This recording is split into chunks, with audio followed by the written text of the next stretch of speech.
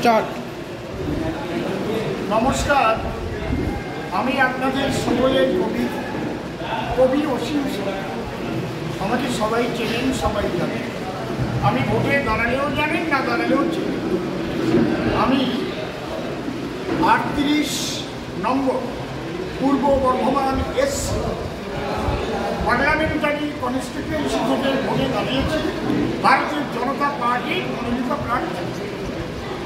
আমি সকলের কাছে একটাই নিবেদন করব, সারা দেশে উন্নয়নের ধারা বর্ধমান পূর্বকে সামিল করতে, দেশকে বিশ্বের তৃতীয় বৃহত্তম অর্থনীতিতে পরিণত করতে, দেশের অন্নদাতাদের অর্থাৎ আমার চাষি ভাইদের তাদের পরিশ্রমের সঠিক মূল্য দিতে, শিল্পের বিকাশ ঘটাতে এই 2024 লোকসভা নির্বাচনে ভারতীয় জনতা পার্টি হাত শক্ত করুন এবং পদ্ম ফুল চিহ্নে ভোট দিয়ে ভারতীয় জনতা পার্টিকে বিপুল ভোটে জয়লাভ করা।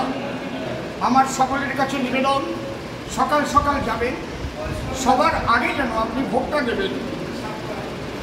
সকাল সকাল ভোট দিয়ে দেশের অগ্রগতিতে আপনিও যোগদান করুন।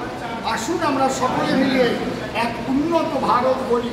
সারা পৃথিবীর মধ্যে ভারতের আসন হোক শ্রেষ্ঠ হতে শ্রেষ্ঠতম, এবং বিশ্বপ্রিয় মোদিজি আবার যে প্রধানমন্ত্রী হচ্ছে তাতে কোনো সন্দেহ নেই। তাই বর্ধমান পূর্বে সমস্ত জনগণ যেন কেন্দ্রের উন্নয়নে যে ধারা, এই ধারার ভাগিদার আপনারা হতে পারেন, এই নিবেদন হিন্দু, মুসলমান, খ্রিস্টান, বৌদ্ধ, শিখ, জৈন, পার্সি যারাই আসে, আমরা সবাই ভারতবাসী।